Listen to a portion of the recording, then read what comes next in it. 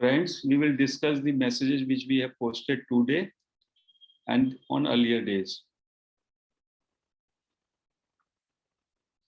एक आज हमने महर्षि रमन का कोट पोस्ट किया था, The greatest form of ego for an individual is to present himself as a teacher and become a guru. Raman महर्षि कह रहे हैं कि सब में बड़ी जो अहम वृत्ति है या अहंकार है, ईगो है, वो ये है जब मैं किसी अपने को प्रस्तुत करता हूं एक टीचर की तरह या एक गुरु की तरह। तो जो भी अपने को टीचर और गुरु की तरह प्रेजेंट कर रहे हैं वो ईगो से ग्रस्त हैं, ईगो छोड़ने की बात बता रहे हैं और अपने को नामी ग्रामी टीचर और गुरु बता रहे हैं। तो ये ऐसे ही कॉन्ट्राडिक्शन है कि जो दूसरे को सिखा रहे हैं वो सीख उनके ऊपर लागू नहीं हो रही, ये विरोधाभास है। तो जो भी आपको ये कहता है मैं गुरु हूं, मैं टीचर हूं, मैं मास्टर हूं, तो वो उस पैराडॉक्स में फंसे हुए हैं, उस द्वंद्व में फंसे हुए हैं, वो खुद ही अज्ञान में है। क्योंकि वास्तव में जो गुरु है आपका स्वयं आपका आत्मा है। इवन महर्षि रमन ने भी अपने को कभी गुरु नहीं कहा। महर्षि रमन ने कहा, कहीं पे कहा कि गुरु का क्या काम है, शरीरधारी गुरु का काम यह है कि वो आपको अपने सेल्फ से, अपने स्वरूप से इंट्रोड्यूस कर दे, अपनी आत्मा से इंट्रोड्यूस कर दे। आत्मा ही आपका गुरु है। तो इस चीज में बहुत बड़ी चीज छिपी हुई है कि अहंकार को हम नाश करने के लिए आध्यात्मिक साधना में जाते हैं और फिर उस ईगो से, अहंकार से फिर ग्रस्त हो जाते हैं।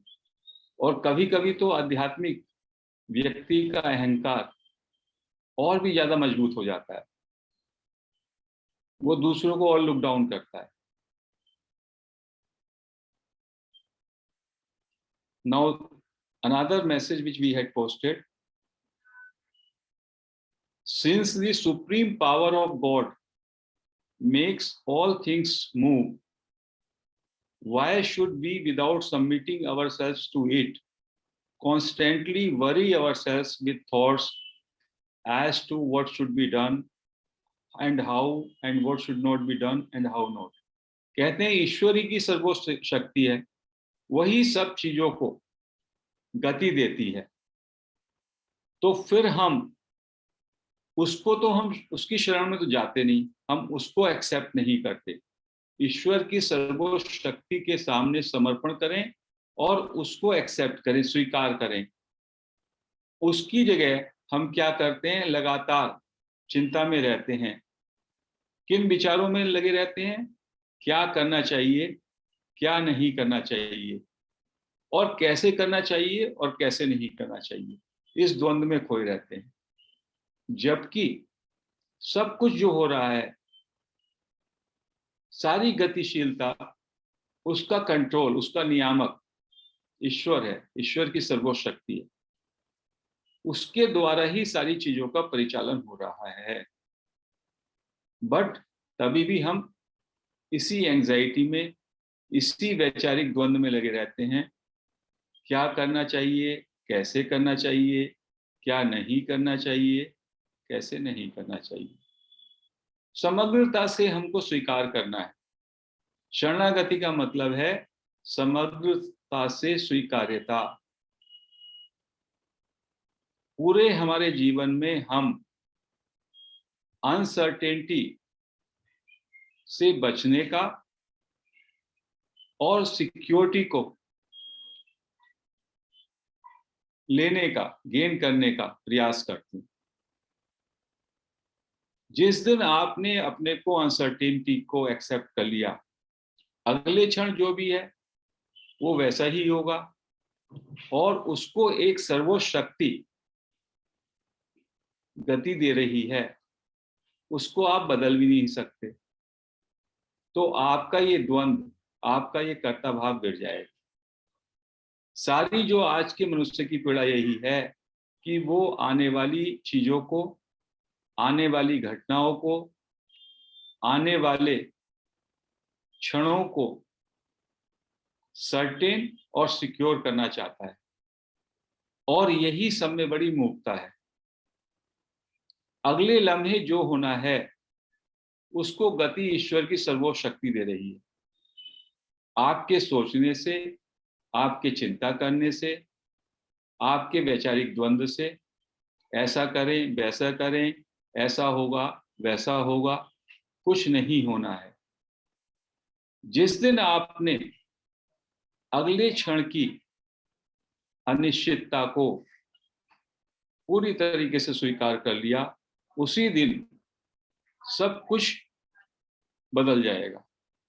You will be awakened, that is awakening, accepting the uncertainty of next moment, accepting it in totality,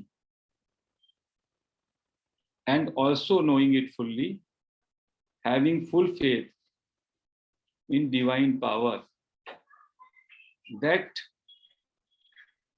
it is taking the best care of everyone. Everything is well designed. उसमें जो भी कुछ हो रहा है, जो भी कुछ घटना होगी, वो अच्छी ही होगी। जैसे कि बच्चा होता है घर में, उसको अपनी माँ पे कितना फेथ होता है, वो अपने आप, उसको कोई अनसर्टेनिटी नहीं लगती, कहीं भी जाएगा, कूदेगा, कहीं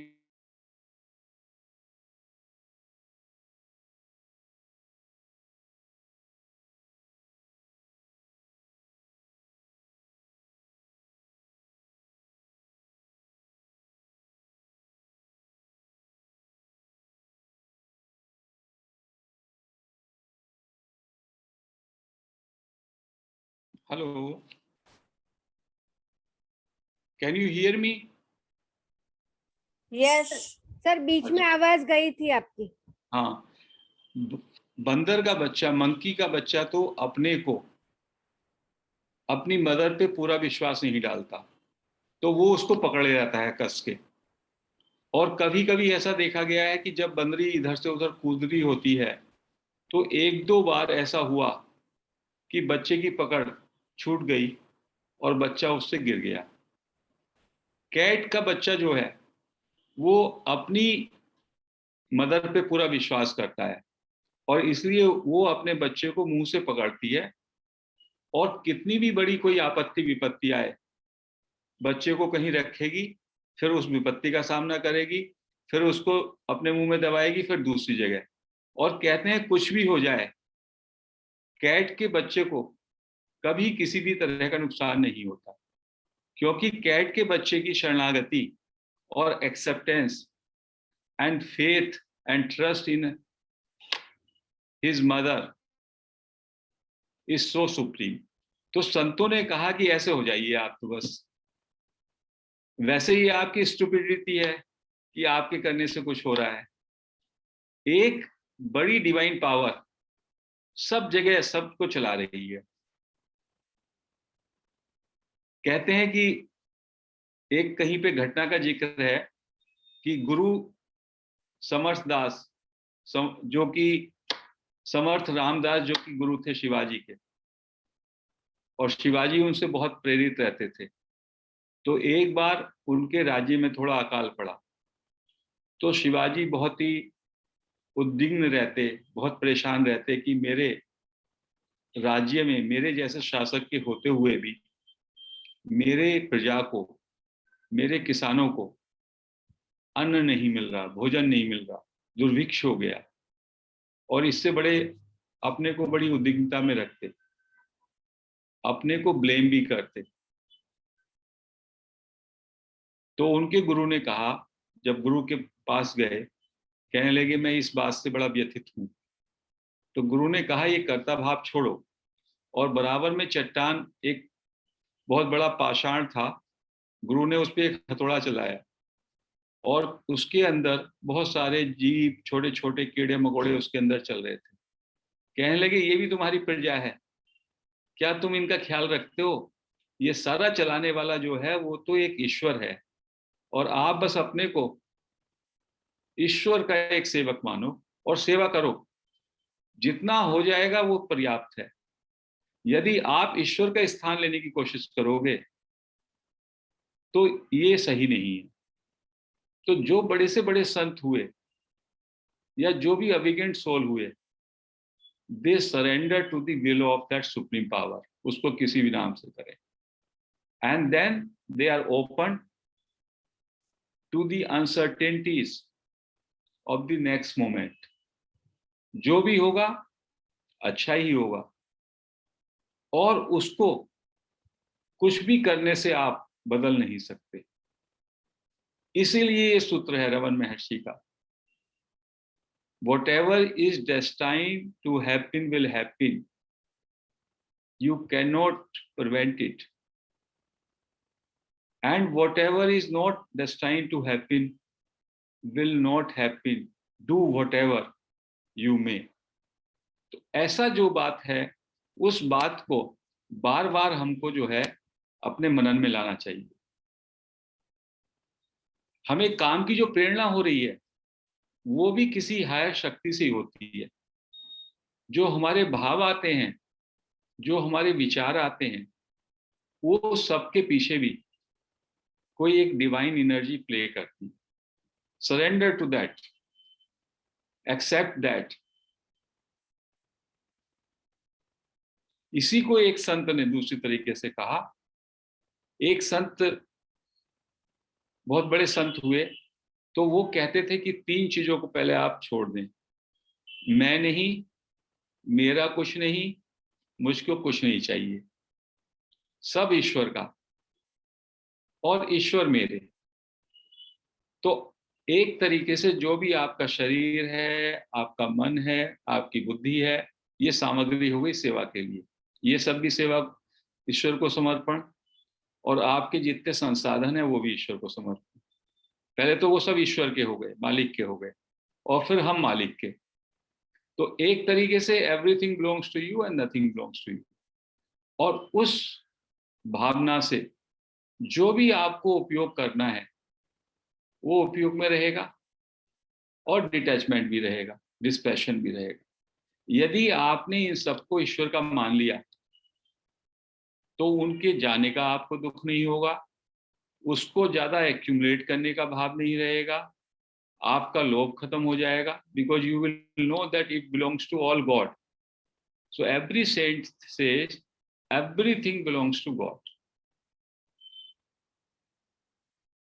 इस एक ही सूत्र से कि सारा ईश्वर को। अब आपका एम्प्लॉयर है, उससे आप जो है थोड़ी सी आपको सैलरी मिलती है, एम्प्लॉयर को कोई नफा नुकसान होता है, आपके चित्त पे उसका कितना असर पड़ता है? नहीं पड़ता। तो ये सब ईश्वर का मान लीजिए, ईश्वर का सब मान लिया आपने। मकान जिसमें रह रहे वो भी ईश्वर का, गाड़ी जो चला रहे हैं वो भी ईश्वर की। आपको तो ईश्वर ने उसके उपयोग के लिए दिया हुआ है बस। और जो भी आप कार्य कर रहे हैं वो भी ईश्वर का, वर्क इज वर्शिप, वो भी ईश्वर के बिहाफ पे कर रहे हैं। तो यदि ऐसा हो जाए, गांधी जी ने इसी को ट्रस्टीशिप के सिद्धांत के हिसाब से कहा कि become the trustee of all the resources eight hand. तो उससे आपका चिंतन जो है बदल सकता है। ईगो के विषय में थोड़ा सा रामकृष्ण के गॉस्पेल ऑफ रामकृष्ण से और मैं पढ़ता हूं थोड़ा सा।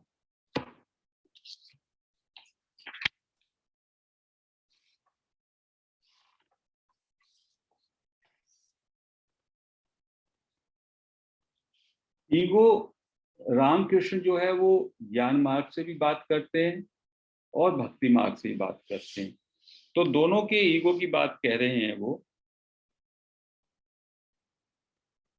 Following the method of discrimination, the ज्ञानी इन समाधि मर्जेज हिज ईगो इन ब्रह्म। ज्ञानी क्या करता है? नेति नेति कह के, ये शरीर, मैं नहीं हूँ, ये बुद्धि मैं नहीं हूँ, ये विचार मैं नहीं हूँ। सबको नकारता नकारता नकारता हुआ, और बाद में जो भी बचता है कुछ बचता भी नहीं, और वो धीमे धीमे ही स्लिप्स इनटू समाधि, और समाधि में वो ब्रह्मन में मर्ज हो जाता है, क्योंकि फिर एक ही चीज बचती है, individuality is totally gone, so there is nobody to experience. Therefore when you are in that state, आप ये भी नहीं कह सकते आपको बोध हुआ है। बोध को करने वाला नहीं बचा, बोध को महसूस करने वाला भी कोई नहीं बचा। तो कहते हैं he merges his ego in Brahman, thereafter he may come down to the relative plane with an appearance of individuality। लेकिन वो ज्ञानी फिर से वापस आता है इस संसार में, और ये संसार क्या है? ये रिलेटिव प्लेन है। रिलेटिव प्लेन है जिसमें वो एक इंडिविजुअलिटी, एक व्यक्तित्व के साथ फिर से वापस आता है। व्यक्तित्व का एक नाटक कभी भी करना पड़ता है, but even then he is always conscious of his identity with Brahman. लेकिन ज्ञानी को हमेशा ये बात का भान रहता है कि वो ब्रह्मन है, ब्रह्मन के साथ उसका तादात्म्य है, जबकि वो रिलेटिव प्लेन पे एज एन इंडिविजुअल अपीयर होता है। This apparent ego is called the ego of knowledge. जो ये एपरेंट ईगो है कि वो अलग अपने को एक व्यक्ति के रूप से पेश कर रहा है, इसको कहते हैं, ये है ईगो ऑफ नॉलेज, ज्ञान का अहंकार या ज्ञान की अहम वृत्ति जो कि ज्ञानी में रहती है, एपरेंट रहती है, ये आभास मात्र होता है। ये भक्त following the path of love realises his eternal relationship with God. और जो भक्त होता है वो शाश्वत संबंध बनाता है ईश्वर से, कि मैं ईश्वर से, मेरा जन्म जन्मांतर का शाश्वत संबंध है। He too keeps an appearance of individuality on the relative plane। और भक्त की भी इंडिविजुअलिटी या ईगो, एपरेंट ईगो रहती है, वास्तविक ईगो नहीं होती, बट एपरेंट ईगो रहती है इस रिलेटिव प्लेन पे।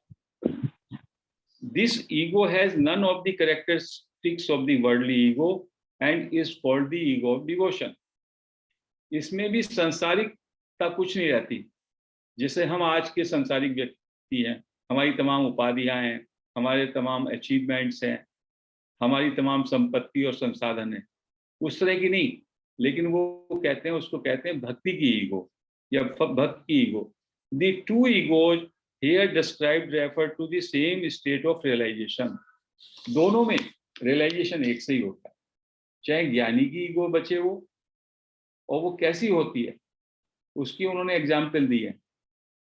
रस्सी जल जाती है, रस्सी बर्न हो गई, रस्सी बर्न होकर के भी आप देखेंगे रस्सी दिखाई देती है।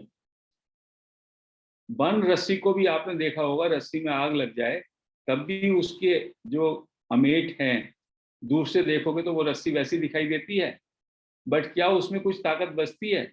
नहीं बचती। तो that is the apparent ego. The ego has been totally burned, but still for the outside people it appears as an ego. But ज्ञानी में इनसाइड से उसकी ईगो, उसका नाश हो गया है, ऐसी भक्त का। तो इसी को वो बता रहे हैं, वो कहते हैं कि according to the Vedanta Brahman alone is real and all else is maya, dream like and unsubstantial. Vedanta के द्वारा क्या है बताया गया कि केवल ब्रह्मन ही वास्तविकता है और बाकी सब माया है, जो कि अनरियल है, स्वप्नवत है, और जिसमें कोई सब्सटेंस नहीं। The ego like a stick lies across the ocean of Sachchidananda. Sachchidananda का जो ओशन है, समुद्र है, उसमें एक स्टिक की तरह है ego. Listen to what I am saying. Ramakrishna कहते हैं, सुनो मुझे मैं क्या कहना चाह रहा हूं। When this ego is taken away there remains only one undivided ocean of Sachchit ananda. Ego एक स्टिक की तरह है कि जैसे आप जल में एक स्टिक डाल देते हो, जल के दो टुकड़े हो जाते हैं, एक जल इधर एक जल उधर, और वो स्टिक हटा दी गई तो कहते हैं सच्चिदानंद का जो ओशन है उसमें ईगो के कारण डिवीजन लगता है, और जब वो हट जाती है तो पूरे का पूरा एक हो जाता है। So but as long as the stick of ego remains there is an appearance of two. जब तक हमारी ये ईगो रहती है तो हमें एक ना दिख करके दो दिखते हैं, दो का भान होता है। Here is one part of the water and there another part। आपने एक वाटर चल रहा है उसमें एक स्टिक डाल दी तो लगेगा एक वाटर इधर है एक वाटर उधर है, तो एक इंडिविजुअल ईगो का हो गया और एक हो गया ब्रह्मन का, लेकिन वो कहते हैं वो अनरियल होता है। Attaining the knowledge of Brahman one is established in samadhi then the ego is effaced. और जब उसको सेल्फ रियलाइजेशन हो जाता है, समाधि में चला जाता है, तो ये स्टिक हट जाती है, ब्रह्मन ही रहता है केवल। Shankaracharya retained the ego of knowledge in order to teach man। कहते हैं टीच करने के लिए शंकराचार्य ने ईगो को रिटेन किया, because he wanted to teach, that was his divine agenda. यदि पूरी तरीके से ईगो को खत्म करें तो बोलेगा कौन, डिस्क्राइब कौन करेगा? तो उन्होंने जो है अपनी ईगो को रिटेन किया। But there are signs that distinguish the man of knowledge. जो ज्ञानी हैं वो अलग से उनके कुछ ट्रेट्स होते हैं, कुछ चिन्ह होते हैं जिनसे हम ज्ञानियों को जान सकते हैं। Some people think they have knowledge. What are the characteristics of knowledge? इस ज्ञान के क्या कैरेक्टरिस्टिक्स हैं, क्या लक्षण हैं? एक ज्ञानी can not injure anyone, he becomes like a child. ज्ञानी का एक तो गुण होगा कि वो किसी को भी किसी भी तरीके से चोट नहीं पहुंचाएगा, शब्दों से, फिजिकल से, भावना से, किसी तरीके से वो बिल्कुल बच्चों की तरह हो जाएगा। If a steel sword touches the philosopher's stone, it is transformed into gold। कहते हैं जो पारस पत्री होती है उस पे यदि उसको स्वॉर्ड को भी टच करो तो वो गोल्ड हो जाती है। Gold can never cut. It may seem from the outside that a jnani also has anger और egotism, but in reality he has no such thing. What a beautiful anomaly. पहले आपकी तलवार है, लोहे की, स्टील की है, उससे आप मार काट करते हैं। अब उसमें जो है फिलोसफर, उन्होंने कहा फिलोसफर का स्टोन या पारस पत्री से वो तलवार टच हो गई। सोने की तलवार जो है वो काट छाट नहीं करती। तो उसका जो है ज्ञानी का गुस्सा होगा, आपको लगेगा ये तो एक इंडिविजुअल की तरह बिहेव कर रहा है, कुछ डांट फटकार करेगा, बट उसमें इंजर करने का, चोट करने की ताकत ही नहीं रहती। उसका पर्पज एक ही होता है कि वो अपनी टीचिंग से, अपने ब्लेसिंग से ट्रांसफॉर्मेशन लाना। जैसे बहुत बार निसर्गदत्त महाराज के लोग जाते थे, वो उनको गालियों से भी बोलते थे क्योंकि उनकी बैकग्राउंड ऐसी थी, गुस्सा भी करते थे। तो कोई दूसरा आदमी तो सोचे उनको, उनके व्यक्तित्व को देख के, अरे ये तो बहुत गुस्सा कर रहे हैं, but that purpose is only that, जो उनका लक्ष्य है जीवन का, जो डिवाइन ने उनको जो है असाइनमेंट दिया है, टू कम्युनिकेट दैट नॉलेज। तो रियलिटी में वो व्यक्ति स्टील की तलवार ना रह करके गोल्ड की तलवार हो जाता है ज्ञानी। From A distance A burnt sting lying on the ground may look like a real one, but if you come near and blow at it, it disappears altogether। जली हुई रस्सी है, जैसे रस्सी यदि आग में जल जाए तब भी दूर से देखोगे अरे ये तो रस्सी वैसी पड़ी है, थोड़ा सा आप वहां पे एयर फ्लो करो या कुछ करो, ब्लो करो, वो उड़ जाएगी। इसी तरह की उनकी होती है individuality. ego. The anger and egotism of a ज्ञानी are mere appearances, they are not real. ज्ञानी की जो ईगो है, जो उसका एंगर है, ये मात्र आभास है, appearances हैं, उनके अंदर कोई सब्सटेंस नहीं होता. A child has no attachment. कहते हैं चाइल्ड का कोई अटैचमेंट नहीं होता. He makes a playhouse and if anyone touches it, he will jump about and cry. The next moment he himself will break it. बच्चा क्या करता है? अपना एक हाउस बनाएगा प्ले का, कोई उसे टच भी कर देगा तो क्राई करेगा, शोर मचाएगा और नेक्स्ट मोमेंट ही उसको खुद ही गिरा देगा. This moment he may be very attached to his cloth. He says, my daddy has given it to me. I won't part with it. But the next moment you can cajole him away from it with a toy. He will go away with you, leaving the cloth behind. बच्चे का क्या स्वभाव होता है? बच्चा एक minute के लिए किसी चीज से जुड़ जाता है और फिर डिटैच हो जाता है. ज्ञानी का भी ऐसी लगता है, आभास है वो सब. These are the characteristics of a jnani. Perhaps he has many luxuries at home, couch, chairs, paintings, equipages, but any day he may leave all these and go off to Banaras. उसके घर में बहुत सारी चीजें हो सकती हैं, यश, ऐश्वर्य, वैभव, लेकिन एक ही क्षण में, जैसे बच्चा है, बच्चे ने पूरा यहाँ पे सारे का सारा इकट्ठा किया हुआ है और कोई कहे उसे चल वहां पे चलना है, वो गुड बाई करेगा, उसे याद भी नहीं रहेगा. ऐसी ज्ञानी का है. यहाँ पे है, यहाँ सब भोग कर रहा है, एक पर्टिकुलर घर में रह रहा है. नेक्स्ट टाइम पे हुआ कि चलो अभी काशी चलते हैं, अभी वहां चलते हैं, छोड़ दिया सबको. According to Vedanta, the waking state too is unreal.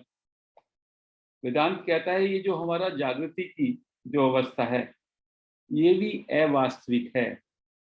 Once a woodcutter lay dreaming when someone woke him up. एक woodcutter था, लकड़हारा था, वो स्वप्न देख रहा था और किसी ने उसको जगा दिया. Greatly annoyed, he said, वो बहुत गुस्सा हुआ और उसने कहा, Why have you disturbed my sleep? तुमने मेरी नींद क्यों डिस्टर्ब की? I was dreaming that I was a king and the father of 7 children. वो लकड़हारा एक अच्छा स्वप्न देख रहा था कि वो एक राजा था और उसके 7 संतानें थी. The princes were becoming well versed in letters and military arts. और उसके जो बच्चे थे वो मिलिट्री आर्ट्स में वेल वर्स्ड हो रहे थे, उनकी अच्छी शिक्षा चल रही थी. I was secure on my throne and ruled over my subjects. और मैं स्वप्न में देख रहा था कि मैं अपनी प्रजा पे शासन कर रहा था, अपनी राजगद्दी पे बैठा था, सिंहासन पे. Why have you demolished my word of joy? उसने लकड़हारे ने कहा, तुमने मेरी ये सारी खुशी छीन ली जो मैं स्वप्न में ले रहा था. But that was a mere dream, said the other man. दूसरे व्यक्ति ने कहा, अरे ये तो फिर स्वप्न ही तो था, ये केवल एक स्वप्न था. Why should that bother you, fool? उससे कहा दूसरे व्यक्ति ने, अरे मूर्ख, इससे तुम्हें क्यों परेशानी हो रही है, वो तो एकमात्र स्वप्न था. Said the woodcutter. वुडकटर ने क्या कहा, You don't understand. उसने कहा, तुम नहीं समझते, तुमको ज्ञान नहीं है. My becoming a king in the dream was just as real as is my being a woodcutter. यहाँ पे उसने वुडकटर ने कहा कि मेरा ड्रीम में राजा बनना भी उतना ही रियल है जितना कि अभी मेरा वुडकटर होना. वो भी स्वप्न की स्थिति भी वैसी है जैसी कि ये जागृत की स्थिति है, दोनों अवस्था ही हैं. If being a woodcutter is real, then being a king in a dream is also real. यदि आप मेरी वुडकटर की स्थिति को रियल मानते हैं तो फिर मेरी स्वप्न की स्थिति भी रियल है. So these are some of the small examples which Ramakrishna gives, and they are so good if we keep on reading them, our understanding further deepens, because they are the words from the realized masters. So to sum up, बाहर से जो प्रतीति होती है ज्ञानी की या भक्त की, उसमें भी वही इंडिविजुअलिटी लगती है और हम उसको भी शरीर मात्र मान लेते हैं, लेकिन उनके अंदर ईगो शेष नहीं रहती।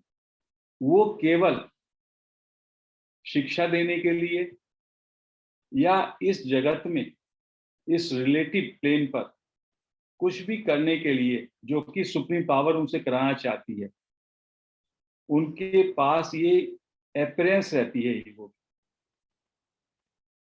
लेकिन वो ईगो हम जैसी नहीं होती। हमारी ईगो जो है पुष्ट ईगो है।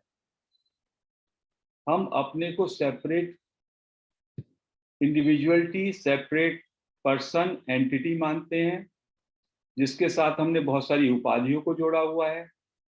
हमारी पूरी हिस्ट्री है, हिस्ट्री ऑफ अचीवमेंट्स, हमारे बहुत सारे संसाधन, रिसोर्सेज को हमने अपना माना हुआ है। We are attached people, they are totally detached like a child. तो ज्ञानी के कैरेक्टरिस्टिक्स क्या हैं वो भी हमने बात इसमें जानी, और ईगो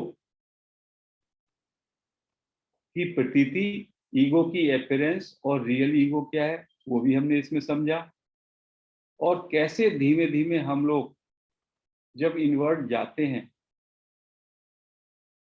और धीमे धीमे नेति नेति से डिस्क्रिमिनेट करते हुए हमारा डिटैचमेंट गिराता है और विवेक जागृत होता है, तो हमारी ईगो अहम वृत्ति उसका विलय होने लगता है, उसका डिमिनिश या नाश होने लगता है, और जिससे जो असली तत्व है, हमारा जो रियल स्वरूप है,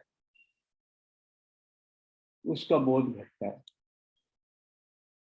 और उसके लिए जितना हम इनवर्ट जा सकें वो जरूरी है, और साथ में जो ये रिलेटिव प्लेन है जिस पे हम रहते हैं, इस संसार में रहते हैं, इसको, इसकी अनित्यता को जाने और इसको ईश्वर की लीला मान करके एक जस सेवा भाव से, समर्पित भाव से, समग्र स्वीकार्यता भाव से हम इसमें जिए, without any anxiety about the uncertainties or without too much concern for the security.